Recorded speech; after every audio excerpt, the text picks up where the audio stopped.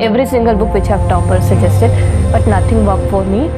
I was like कि नहीं होगा छोड़ देते हैं, नहीं हो रहा है तो क्या फ़ायदा इनको दोबारा पढ़ने से. I would like to thank studyIQ. I got connected to studyIQ. studyIQ ने मेरा मेंस तक मैंने साथ दिया, उसके बाद भी उन्होंने मेरा साथ नहीं छोड़ा. I have taken this mock at studyIQ. And I would recommend studyIQ. Yes, I will definitely recommend studyIQ. Was the history of Ashoka taught to us in school and the NCERT the actual truth? Or is it the partial truth? Was Ashoka's Dhamma a political motive or a religious propaganda? Did Ashoka got converted into Buddhism immediately after Battle of Kalinga, which occurred in 261 BC, or much prior to that? In today's video, we are going to explore these truths from the historical perspective. Hello everyone, hi, this is Alok Ojha. Welcome to studyIQ IS English. One of the most mightiest empire of the ancient India was Mauryan Empire. The foundation of Mauryan Empire was being laid down by Chandragupta Maurya. Chandragupta Maurya, he dethroned the last Nanda dynasty ruler Dhananand. Chandragupta Maurya is also referred as Sandrokotas or Androkotas in Greek and Latin literature. Many historians believe that Chandragupta Maurya got converted into Jainism during the end of his reign and committed Salekhna, that is, fast unto death.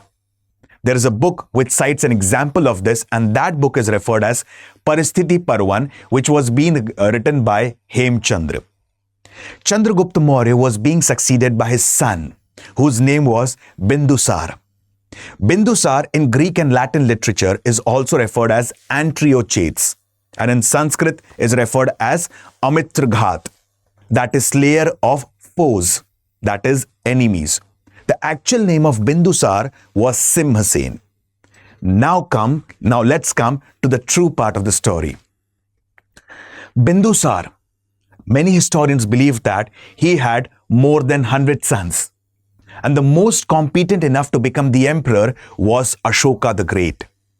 But Bindusar wanted his son Sushim to become the emperor. So now it is believed that now this person Bindusar appointed his son, that is Ashoka, as the governor of Avanti.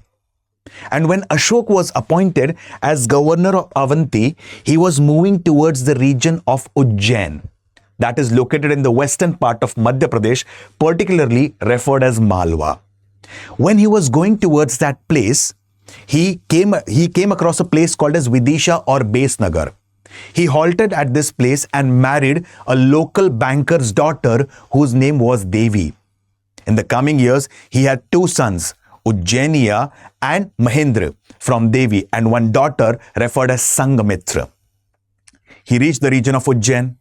He gained a lot of popularity in the region of Ujjain, and particularly speaking, after some time, there was a civil revolt in the region of Takshashila. Sushim, he had an eye on the throne of Mauryan Empire. And Sushim, he suggested his father Bindusar to dispatch Ashoka to suppress the revolt in the region of Takshashila, because he believed that when he will go to suppress the revolt, he won't be coming back, because the revolt in the region was quite aggressive.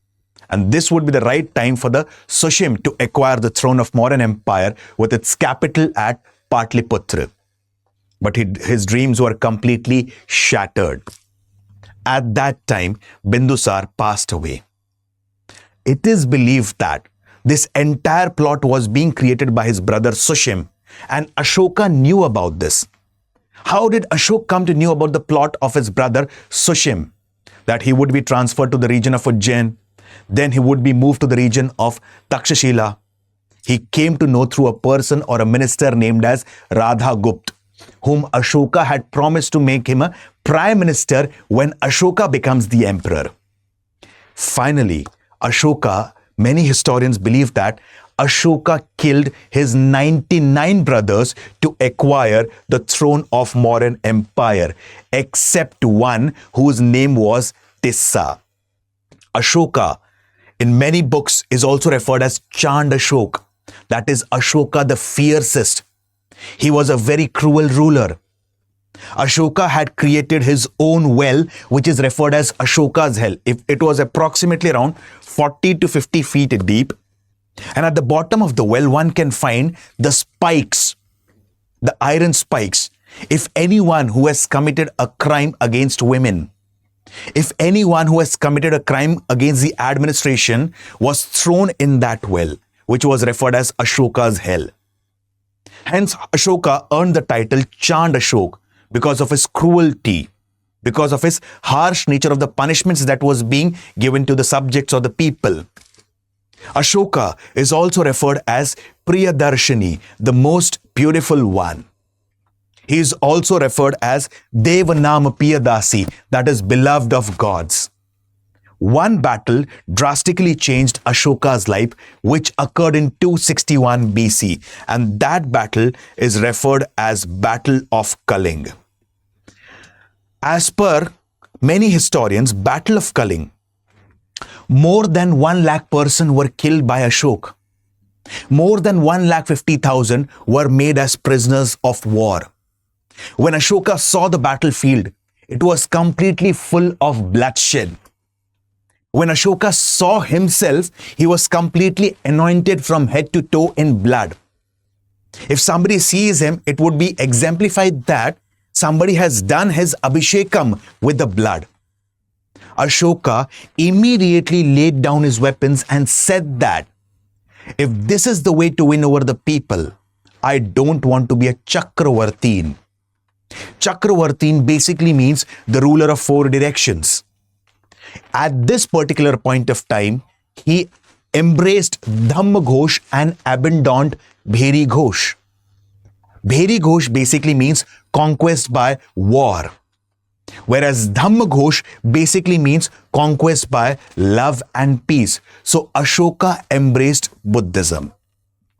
This is what have been taught to us in the NCRTs. This is what have been taught to us particularly in our schools and colleges as a part of graduation. Now, let's explore the further part of the story.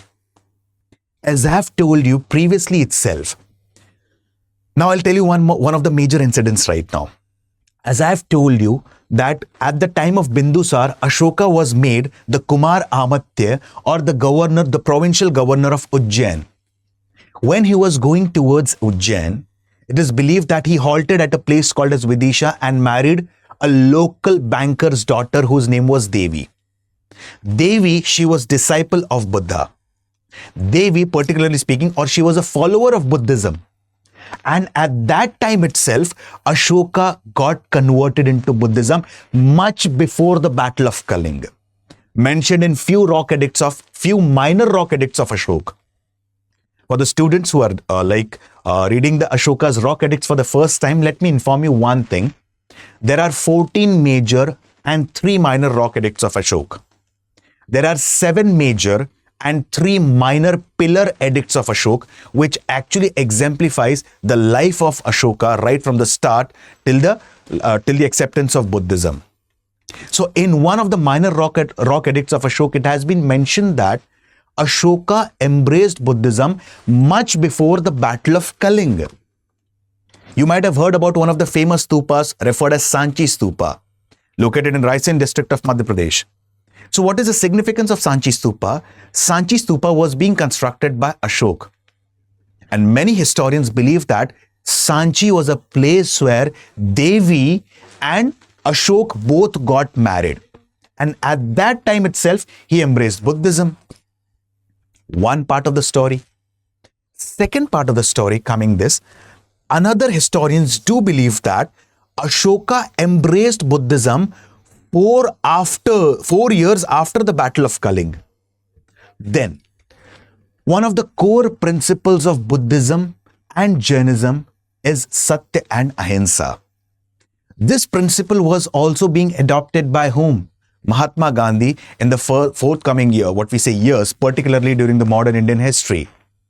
Rather it be the non-cooperation movement, civil disobedience movement or quit India movement. In simple words, Ahimsa is the core principle of Buddhism and Jainism. So when Ashoka embraced Buddhism, he became ahimsak, he became non-violent. Is this the truth? Now, I'll tell you one of the information from a book referred as Ashoka. I repeat, there's a book referred as Ashoka, which actually cites a very different story about Ashoka's, what we say, how he became violent even after embracing Buddhism. Now, there is a region referred as Pundarvardhan around the region of Bengal. And here there was a painter who painted a painting. In that painting, it is believed that particularly here Buddha was bowing in front of Vardhaman Mahavir. This actually hurted the sentiments of many Buddhist scholars and many Buddhist followers. And they came to Ashoka. Ashoka immediately ordered the torturing and killing of 18,000 Ajivikas even after embracing Buddhism. And this incident has been mentioned in Ashoka. One of the core principles of Buddhism says ahimsa, and still Ashoka has followed a violent path and killed more than 18,000 Ajivikas. Ashoka did not stop here. In fact, he asked his people, if anyone you find particularly that he is against Buddhism, or he is preaching something against Buddhism, or in particularly he is painting something against Buddhism, in that case, for every head of an Ajivika monk or a Jain monk, every cut head of an Ajivika monk or a Jain monk, I would be giving him a golden chain. So this was a violent activity that was done by Ashoka. On the other hand, what happened? Like Ashoka's Rock Edict number 7 and 12 depicts about the policy of religious tolerance that was being followed by Ashoka. So, these are not my opinions. These are the opinions of different historians. These opinions have been derived particularly from the Ashoka's Minor Rock Edicts and a book referred as Ashoka. So here, it is up to you. Particularly, was Ashoka's, what we say, Dhamma, a political motive or a religious propaganda to accept? Another important thing that I'll tell you. There were many tribal kingdoms who were opposed to Ashoka. There were many forest tribes who were opposed to Ashoka. So what did Ashoka said after Battle of Kalinga? It is not necessary to win over the people by war. You can also win over the people by love and peace.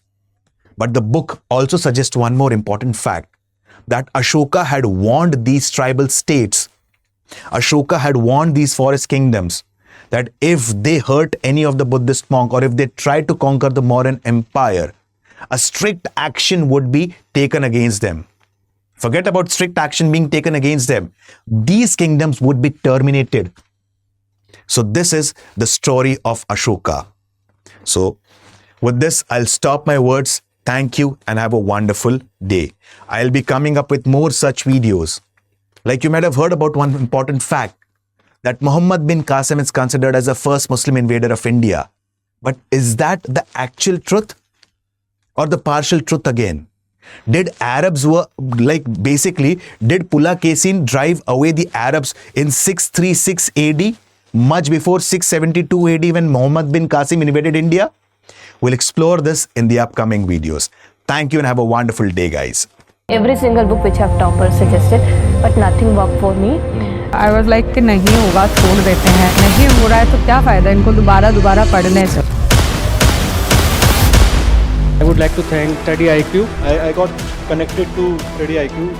studyIQ ने मेरा mains तक मैंने साथ दिया, उसके बाद भी उन्होंने मेरा साथ नहीं छोड़ा. And I have taken this mock at studyIQ. And I would recommend studyIQ. Yes, I will definitely recommend studyIQ.